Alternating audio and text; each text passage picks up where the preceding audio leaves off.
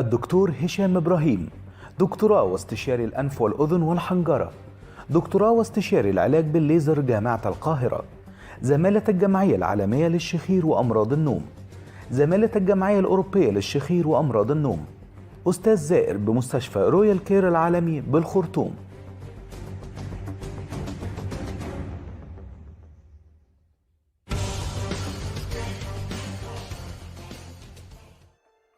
اهلا بكم. موضوع الشخير ده موضوع مهم جدا يا جماعه، جدا.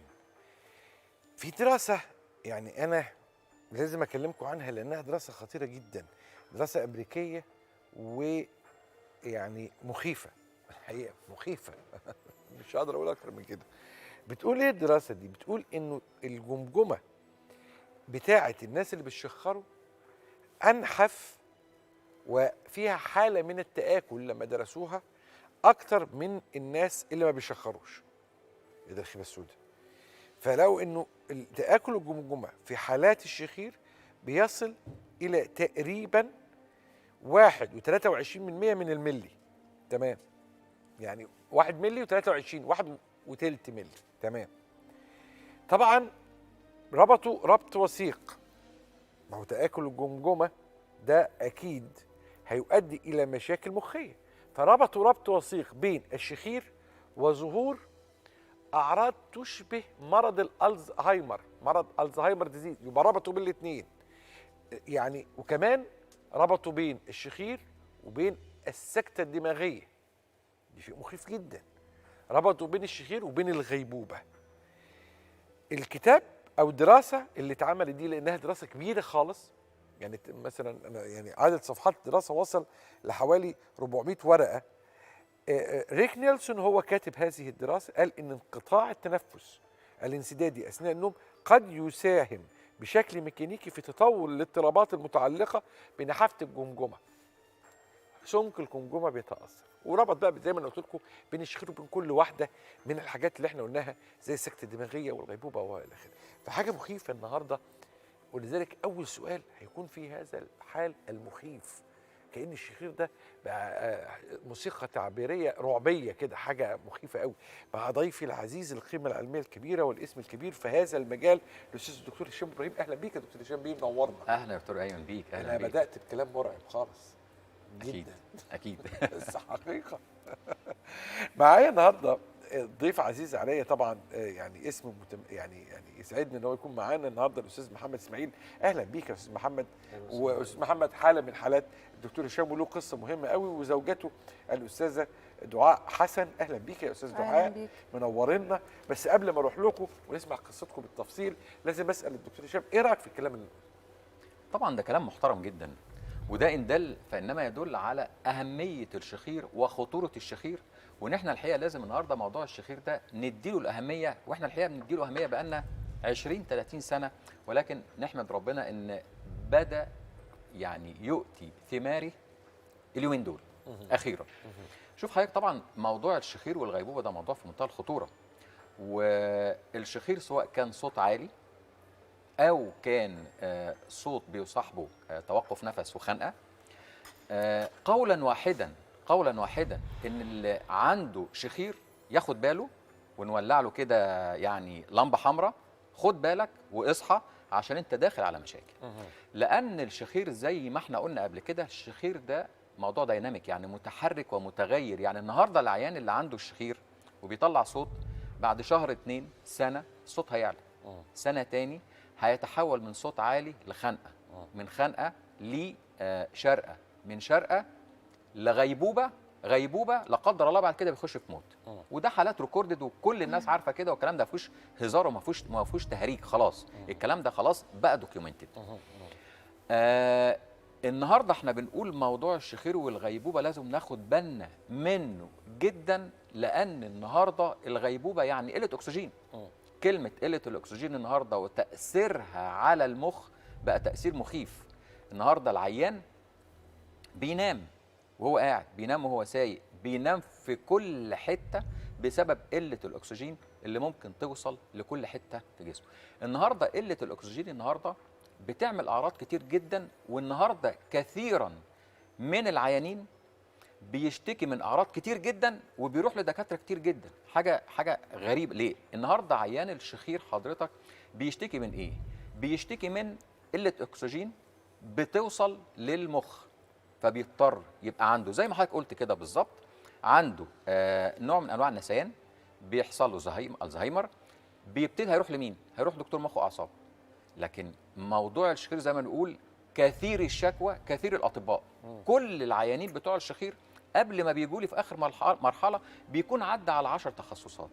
النهارده عيان الشخير والخنقه وتوقف النفس بيحصل مشاكل في الصدر، يروح لعيان صدريه دكتور صدر. بيحصل مشاكل في المعده نتيجه نزول السائل من الحلق ومن اللوز والكلام ده على المعده، يحصل له مشاكل ارتجاع مريء، يروح لدكتور مناظير يعمل له منظار. يحصل له مشاكل في كل حته في جسمه، تعب وهمدان وفي عظم، يروح لدكتور عظام. يروح ابتدي يحصل له مشاكل في الكلى من الصديد ومن الالتهابات، يروح لدكتور كلى. اقول لحضرتك بقى اكتر من كده، وفي الاخر بيروح لدكتور انف واذن. وبعد حتى لما بيروح لدكتور انف واذن للاسف الشديد، لان النهارده احنا تخصص الشخير بقى تخصص دقيق جدا جوه الانف والاذن. اخيرا العيان بيجي لنا في التخصص بتاعنا تخصص الشخير. فشوف حضرتك السلسله اللي قبليه، عيان اشتكى بقد ايه وراح لكميه دكاتره قد ايه بسبب موضوع الشخير، وكل ده ممكن يؤدي الى غيبوبه وموت في لحظات. ربنا يحفظ الناس. استاذ محمد، احكي لي بقى قصتك مع، انت مدرس لغه عربيه. نعم. طب احكي لي بقى قصه ازاي. اولا بشكر حضرتك يا دكتور وبرنامج الكريم ده، ان هو كان السبب في ان احنا اتعرفنا على الدكتور هشام بمحض الصدفه. يعني بصراحه انا بعاني من مشكلتي دي تقريبا بقالي حوالي 10 سنوات. ورحت لدكاتره كتير جدا، وللاسف كان هو التشخيص واحد، لكن الكل خايف او مش عارف، يعني ممتنع ان هو يعمل العمليه. وده كان بيخليني كمان انا خايف ان انا اعمل العمليه. كنت المشكله عندي طبعا انقطاع في النفس اثناء النوم، ووصل معايا لحد الغيبوبه. في رمضان اللي فات حصلت لي موضوع الغيبوبه ده، وفعلا كان يعني اشبه ما يكون بالموت. فده كان السبب الرئيسي اللي خلاني فعلا يعني احاول ادور وابحث. انقطاع التنفس لدرجه انت فقدت فعلا فعلا يعني انا وصلت لمرحله بدات اشوف خيالات. يعني الموضوع استمر معايا فتره طويله. كان في رمضان الكلام ده بعد الفجر. يعني كان موضوع النوم بالنسبه لي حاجه رهيبه جدا.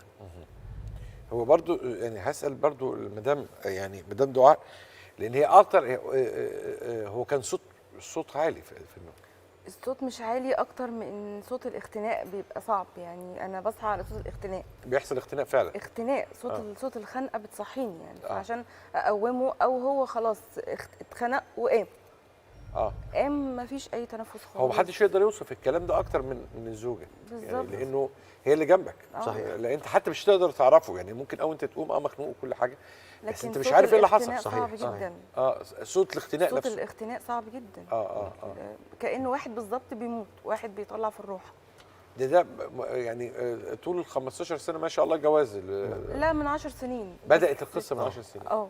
بس طبعا الموضوع زاد يعني في الفتره الاخرانيه دي. بدا يزيد اخر جدا سنتين دول يعني. يعني الموضوع ده كان بيحصل على فترات متباعده، اصبح يحصل بشكل دوري. طب انا عايز اسالك، بعد ما تصحى من النوم، نعم، اكيد انت حاسس الفرق بعد ما عملت عمليه. اكيد ازلت بيها المشاكل. هنعرف ايه نوع العمليه اللي اتعملت لك، ما بين ازاي بتعمل بقى في يومك في المدرسه مع الطلبه. تمام. هل كان في مشاكل صحيه تانية كبيره جدا؟ يعني إيه طبعا اولا انا كنت انا مريض سكر. انت مريض سكر بقى 3 سنوات. انا كنت بفسر للاسف اعراض كتيره جدا كانت بتحصل لي في الفتره اللي فاتت على اساس ان هي من السكر. ولكن بعد ما عملت العمليه وجدت ان هي فعلا مش من السكر. لدرجه ان هي المفاجاه اللي حصلت لي فعلا ان انا من يومين بحلل سكر، فقال لي انت ما عندكش سكر. فاستغربت، قلت له انا مريض سكر. هو هيتظبط. هو قال لي نزل، يعني هو دلوقتي نازل. يعني انا كنت معاه العلاج ما كانش بيوصل يعني النسب دي. بس مع العلاج دلوقتي هيتظبط. هو بس ماشي على العلاج. ماشي على العلاج، بس خفضت الجرعه. خفضت الجرعه. فطبعا انت خسيت 10 كيلو. ايه اللي كان عامل سد في دخول السد ده الاستاذ محمد حقيقه من الحالات. يعني انت عارف حضرتك، انا كل حاله بجيبها ما بجيبهاش زي الثانيه. كل حاله مختلفه تماما. عشان كده النهارده هنقول الغيبوبه. الاستاذ محمد اولا ده مش شكل عيان شخير كشكل، ولا وزنه كويس. وزنه كويس. مع ان قالوا له كتير جدا نقص وزنك 20 كيلو عشان فعلا الاختناق عارف ده يروح. دكتور. لكن ال الشكل طبيعي جدا، ومفيش شورت نيك، الوزن معقول جدا 80 كيلو، حاجه يعني ايديال، واخد بال حضرتك ازاي؟ لكن الحقيقه لما بتكشف عليه، وهو ده بقى المهم، بنلاقي سده في انفه، حاجز انفي سادد التنفس 90%. الحلق بتاعه حضرتك كأن عيان، يعني تقريبا اللوز سد زور، سقف الحلق قافل زور، تضخم في اللهاء فظيع. ليه حق؟ انا اول ما بفتح بق العيان، الناس مش عارفه ايه هي اللهاء.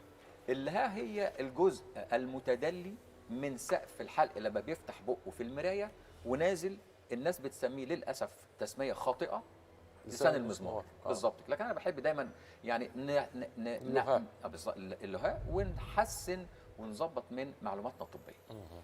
فطبعا المنظر اللي انا بشوفه ده على طول رحت طالب منه على طول نعمل لك منظار وانت قاعد. عملت له منظار، لقيت طبعا المجرى التنفس بتاعه لما بنشوفه مقفول تماما.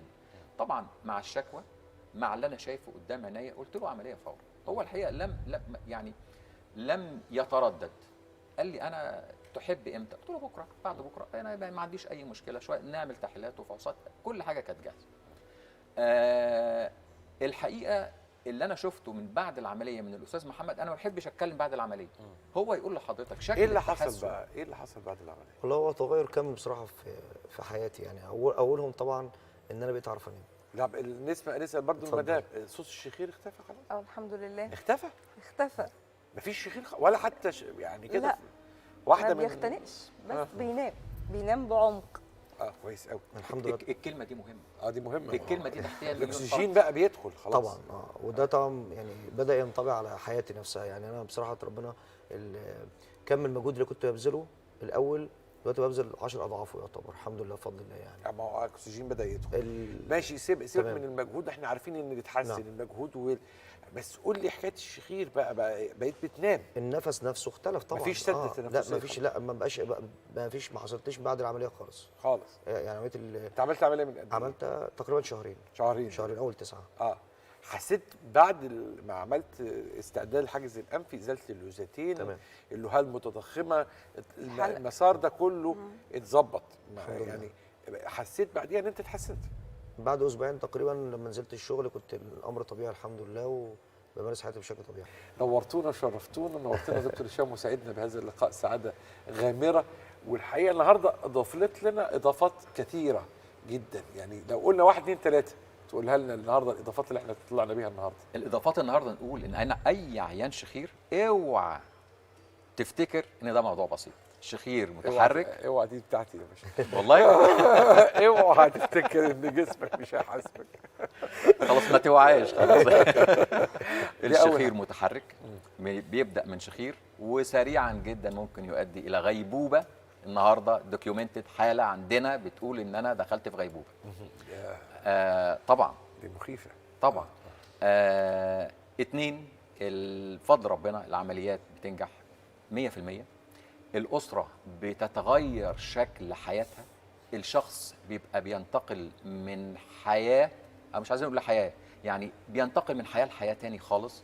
أنا سعيد النهاردة إن الأستاذ محمد بالأسرة بالولاد ما بيحكوا لي قد إيه النهاردة هم بقوا مرتاحين نفسيا، قد إيه هو بقى مرتاح والمدام بتاعته بقى مرتاح. لو تشوف حضرتك وهي جاية، أنا النهاردة يعني أنا عايز أقول إن 90% من حالات الشخير ما بيجيش لوحده، زوجته بتجيبه. النهارده زوجة الاستاذ محمد انا بقول له يعني انت يعني لك ان تفخر، ويعني الفضل بعد ربنا ليها ان هي اللي جايباه، وقالت له انت هتعمل عمليه الشخير لان هي شافته بيموت قدام. الزوجة المصرية الأصيلة بالظبط. نورتنا أستاذ محمد، سعادة كبيرة بزيارتك النهاردة أستاذ محمد إسماعيل، وطبعا زوجتك يعني الطيبة جدا الأستاذة دعاء حسن. نورتينا يا أستاذ دعاء، ومتشكرين على يعني الشهادة الطبية المهمة جدا اللي سمعناها النهاردة، لأن لازم نسمع شهادات طبية في حالات بتحكي التجربة، لأن ده مهم جدا جدا. أنا في رأيي إنه الإعلام لا يستقيم الا باستماع هذه الشهادات. خليكم دايما مع الناس الحلوه. الخصيه المعلقه قضيه من القضايا العلميه المهمه قوي. اولا لانها قضيه مرتبطه بثقافه العائله، العائله هي من تتحرك، او الام هي من تتحرك اولا، لانها قضيه تكتشف مبكرا جدا. عند الكشف على الطفل الام لاحظت ان هناك خطب ما في تكوين الخصيتين. الخصية هي مصدر الإنجاب أو مصدر القدرة الإنجابية في الرجل، والمبيض هو مصدر أو القدرة الإنجابية في السيدة. المبيض مختلف عن الخصية، المبيض لا يتأثر بدرجة الحرارة، إذن هو موجود في تجويف البطن يشتغل في هذه الظروف مفيش أي مشكلة. الخصية يعني تتأثر بشكل كبير بدرجات الحرارة ولا يمكن أن تبقى في تجويف البطن،